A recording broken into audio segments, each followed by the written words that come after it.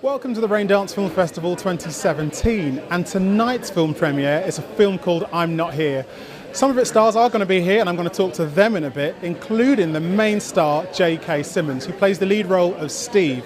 He's directed by his wife, Michelle Schumacher, and his brother-in-law, Randall Schumacher, also co-wrote the screenplay. So stick around, I'm going to talk to all of them in a bit.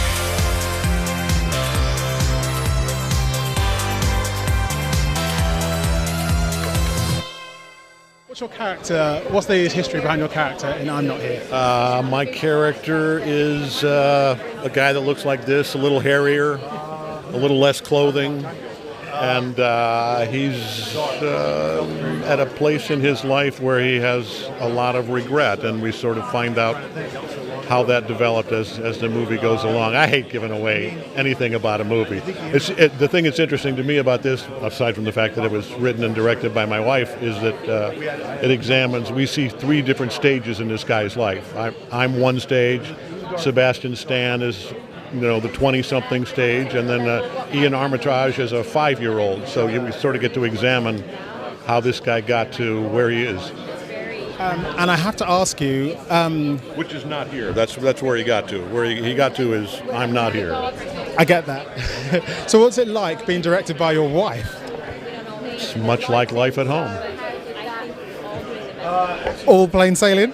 Yeah, no, it's great because we met 26 years ago as theater actors together doing Broadway musicals, and then she took off, 15 or 16 years off to be a full-time parent, mom, and then she began this second career as a filmmaker 7 or 8 years ago, and it's been great to watch that develop and to watch her command a set. I mean, honestly, I joke about it being just like home, but when we get to the set and she's calling the shots, it's great to sit there and watch her be the man, so to speak.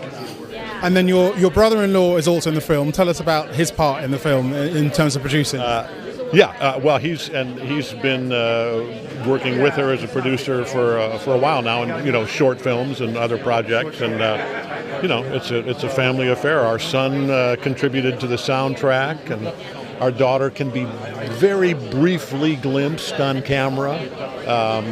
So it's been a real family thing. So after this, would you say that you'd want to do another film that's a bit of a family affair again? Well, Michelle, my wife, like almost every filmmaker I've worked with, when she's in the process of it, is always saying, "Oh my God, please tell me not to ever make another film again because this is just too much. It's killing me." And then once it's all done, she's like, "Okay, all right, I have some ideas. I'm ready to dive in and make the next one." So she and Tony, her writing partner, who's also here, Tony Cummings, are tossing around ideas and deciding which one to develop next, and hopefully there will be a part for me. JK, thank you very much. My pleasure. Thank you. So, Michelle, what drew you to direct this film? Well, I co-wrote it, so I was just saying maybe I'm a bit of a control freak, but I co-wrote it, I directed it, and I edited it, and then I co-produced it because I wanted to tell my story in my way, and to me it's what I found interesting about this and why I, and so happy to be here at Raindance with it is because it truly is it's an independent film, and it's different. My lead actor has no dialogue at all. So it's all about visual emotion, visual connections, being able to. I think everyone who sees it will, almost in a way, it's almost like viewing a painting. Well, you'll see in it what you bring to it, or what's going on in your life. So what I like about it is being a part of that whole process, and that give and take with the audience. I come from a theater background, so there's the energy that you give and take from a theater audience, a live audience. To me, it's this film almost achieves that, because I do think the audience will see in it what they are seeing, individually what they're looking for. But you see, as a director, doesn't it make you feel slightly uncomfortable not directing the audience as to what to think or to feel, or is it quite liberating? That's an interesting question, because that is one school of thought is look here, and inserts are look here. A sound design is to watch that, right? That's all part of this construction, and that is what this medium is. You're right. But I kind of like putting an idea out there and letting the audience see what they see. It's interesting because when we were taking meetings for the casting of the film, all the actors that came in, they all had a different interpretation of what the script was, and I loved it. Someone came in, oh, it's about this. Somebody else, it's about that, and they're all completely different, but they're all in the film. They're all in the screenplay, the script itself. So I thought, this is fabulous. Whatever somebody's going through in their life, that's what they see focused in the film, and it might not all be the same thing. I mean, I don't know if you've seen it yet, but there's alcoholism, there's suicide, there's homosexuality, there's, father, son, there's all kinds of sort of these universal themes, and the audience will take from it what's going on inside them, or someone they know, and that's what I find interesting about it, is hearing what each person thinks it's about. And then there's this layering of quantum physics in it, and that's really fabulous when people kind of see that, and how deeply we went with it in the script, without heavy-handed sort of, but it's all in there. So that it's interesting. This is an interesting process with this film. And also interestingly, working with your husband. Yes. So is that the first time? And B, how enjoyable an experience was it? Well, I did say the lead actor had no dialogue. He didn't say a word. Yeah. There's no one better than J.K. Simmons in my mind, and to see him just connect with objects, because he's I don't want to give anything away, but he's the easiest person in the world to direct, because he just is there. He just is so present and so prepared, and so we took 2 takes only because we needed a backup safety take. I mean, he's what can I say? He's a great actor and a great guy. And I don't remember your other question, but I'm sure it was fabulous.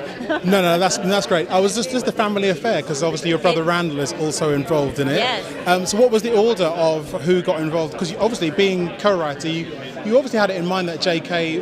might play the lead, and then your brother might be involved in some capacity. So was it all down to you in terms of recruiting everyone and getting everyone together? Because I hear your kids are also involved. Yes. Well, it is truly an independent film. It's truly an in-house film. So we wrote it for J.K. We wrote it with him in mind. My brother, Randall Schumacher, and his partner, producing partner, Eric Rudson, they produced. We had done some little short films and a sort of starter, feature, just to sort of put all the pieces together and get our crew and our group together. So of course they were going to produce it. My son, Joe Simmons, is a musician, and he's going to be going to NYU, and he's an incredible. He writes music with Nima. They wrote the score together, and my daughter sings backup on one of the original songs in it. So yeah, it's a family affair. Has it started something? Do you want to get everyone involved now in future films? You want to work with who you like, right? you want to work with, and that was one of the things that excited me most, is working with my son. My son was working with Kevin O'Connell. I mean, you don't get any better than learning from Kevin O'Connell how to mix, how to score, and where the sound effects should go. And so yeah, I mean, it's we love, my husband and I met in the theater. We love theater, we love movies, so it's a natural sort of progression. And of course, my daughter Olivia Simmons wants to be an actress. She went to RADA actually, the summer program here. We were here she was at RADA, and so it's just very natural. And I just, I love my family. I like being with my family. So it's wonderful that you've got such a good dynamic that you can, work together and actually work together. Right. Exactly. And I'm not mom. I'm, hey Michelle, do you like this piano piece? My son. There's sort of a little bit of a love sequence in there, and I go, Joe, I need something a little like this. And he came back 10 minutes later, and it's the most beautiful piano piece with this great transition into the next sequence. And I mean, it's just cool, It's just cool, and so yeah, I'm a proud mom, and I'm a happy director. I can see it on your face how proud you are. Yeah. My final question to you is, I've now forgotten what the question is. Yeah, hey, that's two of us. No, do you expect this film to strike a chord with a lot of people simply because it's about looking back in your life with a little bit of regret and wondering, well, what if? Right. A lot of regret in some ways. I think it's, yes. I'll say yes. That's what I want. I mean, I think it's a little bit different kind of film. I'm hoping people see, what's there and what's in it. It is about reflecting on one's life and connecting the dots and seeing how you got from here to there. Because when we're young, we make stupid choices sometimes great choices, but all those choices sort of branch you off in different directions. So ultimately, for me, it's about really sort of forgiveness, forgiving yourself for maybe a bad choice that you made in your life and took you down a really bad path, but that you can always come back. You can always make a choice. There's always room for redemption. There's always room for forgiveness of yourself and others. So that's ultimately what I'm hoping. For me, it's a very life-affirming film. You might not, some people might not see it that way, but it's very life-affirming and very, forgive yourself. Everyone makes mistakes. We're human, Sometimes I think we forget. Everyone makes mistakes. It's okay. It's okay. Learn from it, and then move on. Go forward, right? Yeah. So, Michelle, thank you so much. I can't wait to see it. Thank you. So very much. nice to meet you. What drew you to the film? The script itself is a very fearless script. It's very unapologetic, so once you see the movie, it really opens up for interpretation, the audience allowing themselves to put themselves in almost all the characters' roles and take from it what they will. So I don't like movies that try and tell you how you should think or behave or act or what you should feel. This movie does the exact opposite of that. Well, and then what's it like acting with your brother-in-law? Well, producing them. Yeah. Well, it was an easy casting decision, right, to hire Academy Award winner J.K. Simmons, so that made it easy. But what that does also is it attracts a pretty well-known cast. So, as you know, Mandy Moore is in the movie. We've got Sebastian Stan, Micah Monroe. Ian Armitage, who's 7 years old, is one of the biggest stars in America right now. He's coming out on a new show called Young Sheldon on CBS, and he is Young Sheldon, Big Bang Theory spinoff. So it's been great. It was a great experience working with such a high-profile cast on a low-budget movie. Can you give us a kind of outline of things around? I don't want to tell you too much. What I will say is J.K. plays a man in his later years reflecting on his life. It's told with a lot of flashbacks in not chronological order. And the audience hopefully pieces together where he is at this stage in his life, how he got there, and then needs to make the determination whether what you're seeing is actually happening or if it's in a parallel universe. So it takes place, it's a lot of the quantum physics types of theory where we both exist in different universes and parallel universes. So Sebastian plays the younger J.K., and the question is this simultaneous universes going on, or is this a chronological storytelling? And I'm not going to tell you more than that because each person has to make up their own choice what it is. Well, that's all I need to know. Thank you very much. What was it about the film that drew you to it? I think it's a unique story. I mean, really, like we were talking earlier about, indie film, and it's like the only space I think that you actually have nowadays to actually tell things that aren't mainstream. And this is different. It's sort of multiple time frames, quantum physics. It's just a different, dabbles in different waters that you just normally don't see, and that's sort of why we wanted to do it. With this film being quite a family affair, did that change the dynamic of how you'd normally produce a film? Yeah, well, yes and no. I mean, I think, we we take our job seriously. I think the fact that we get along and know each other helps. I've known Randall, my partner, for 20 years, right? So even that, we have a very close bond, which I think helps you through the hard times, right? And but you still have work to do. The work of production and anything that you're doing, it's always there and it has to get done one way or the other. Whether you know the people or not, you got to get the work done. But knowing it made certain things, at least the glue that holds us together was a little bit easier. Now, do you think the backstory of the film is about a man who, in later life, thinks about his past and how it's got him into the position presently of feeling a bit unhappy? Is that going to strike a nerve with a lot of people, do you think?